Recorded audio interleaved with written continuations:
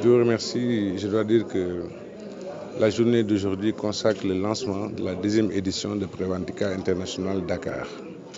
2017 a été la première édition qui a permis de capitaliser par les retours d'expérience, mais surtout également par les résolutions fortes que l'ensemble des partenaires avaient prises, d'organiser la deuxième édition que celle que nous venons d'ouvrir aujourd'hui. En matière d'innovation, naturellement, c'est en termes de participation pays, parce qu'aujourd'hui, nous avons près de 11 pays qui sont présents à Dakar. Et chaque pays génère une délégation. Et au-delà de ces délégations, nous avons l'ensemble des partenaires techniques, c'est-à-dire les prescripteurs, les fournisseurs de solutions, mais également les usagers pour toutes les activités liées à la prévention des risques professionnels. Et de façon générale, toute la problématique liée à la sécurité et santé au travail. Alors dans cette même veine, nous avons des pays africains également qui sont venus à Dakar. Lesquels pays africains sont venus à Dakar sous le couvert de l'inter-africaine de la prévention des risques professionnels, mais également à travers la coopération que notre institution, la Caisse de sécurité sociale, entretient avec toutes les autres caisses consoeurs qui sont au niveau de l'Afrique. Alors c'est ainsi qu'en termes de représentation, nous avons le Bénin, nous avons le Mali, nous avons la Guinée qui est là à Dakar, la Côte d'Ivoire qui est venue avec une très forte délégation dans son patronat. Nous avons la République démocratique du Congo, nous avons le Congo, nous avons le Gabon et en Afrique centrale. Au niveau européen, nous avons la France, la Belgique, nous avons la Suisse qui est là et nous avons le Maroc pour le Maghreb. Pour l'Amérique, nous avons le Canada et d'autres encore. Alors tout simplement, c'est pour dire quoi? Tout simplement, c'est pour dire que Preventica est devenu un rendez-vous de dimension internationale qui dépasse le Sénégal pour prendre les allures d'une organisation, d'une manifestation sous-régionale, voire régionale africaine. Alors naturellement, c'est des opportunités parce que simplement Preventica n'a pas que sa dimension scientifique. Certes, nous avons plus de 60 ateliers solutions sous forme de conférences, sous forme d'exposés à thème. Mais Preventica, comme vous l'avez remarqué à travers les expositions, c'est également la rencontre des offreurs et des demandeurs de solutions technologiques de dernière génération en matière de prévention des risques professionnels, mais surtout en matière de gestion des crises majeures. Et cela rentre dans le tempo, n'est-ce pas, de la vocation de Preventica. À ce titre, il me plairait justement de saluer la présence de nos forces de défense et de sécurité qui sont fortement représentées ici, avec des technologies de dernière génération, qui ont fini par nous convaincre qu'il y a une nette articulation entre le monde professionnel, c'est-à-dire la sécurité et sûreté, mais surtout les institutions de sécurité sociale qui ont en charge la mise en œuvre et l'application de la politique nationale en matière de sécurité et santé au travail. Et c'est le sens justement de l'appel qui a été fait par notre ministre de tutelle à l'endroit de tout cela qui gravite autour de la problématique de la sécurité et santé au travail.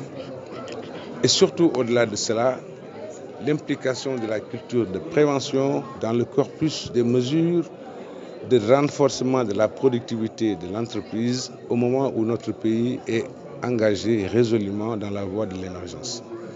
C'est aussi l'occasion d'aborder des thèmes d'actualité. Récemment, nous avons entendu son Excellence, Monsieur le Président de la République, parler de l'année 2020 comme étant de l'année de la sécurité routière. Alors, ce choix des plus hautes autorités de ce pays, de notre pays, n'est pas gratuit. Pour qui connaît d'abord les dégâts qui sont causés par les accidents, n'est-ce pas, au niveau de nos routes, mais également les conséquences très importantes, n'est-ce pas, que ces dégâts génèrent du point de vue économique par la destruction de capital, du point de vue capital humain également par le dépérissement, n'est-ce pas, d'un certain nombre de potentialités, mais également du point de vue social par le drame que l'ensemble de ces accidents-là génèrent. Il ne saurait être donc improvisé pour les autorités de prendre à bras le corps un phénomène qui a fini par être l'un des phénomènes cruciaux, mais les plus dommageables, mais également les plus douloureux, n'est-ce pas, que notre société est en train de vivre aujourd'hui.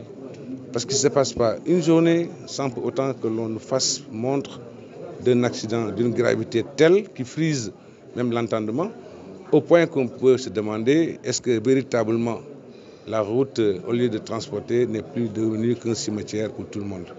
Et je crois que ce paradigme est à changer. Ce paradigme est à changer dans l'orée, n'est-ce pas, de la vocation de notre pays, qui est de l'engager résolument vers la voie de l'émergence.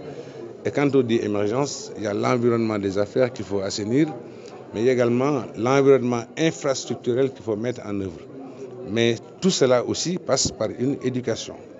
Et cette éducation, c'est avant tout une sensibilisation à l'image de Préventica. C'est une éducation parce qu'au niveau des curricula, l'enseignement professionnel, il faut introduire ces modules. Et c'est le sens du projet sous-régional de l'articulation de travail que la Caisse de sécurité sociale est en train d'impulser avec le BIT. Alors naturellement, il y a une dimension communication.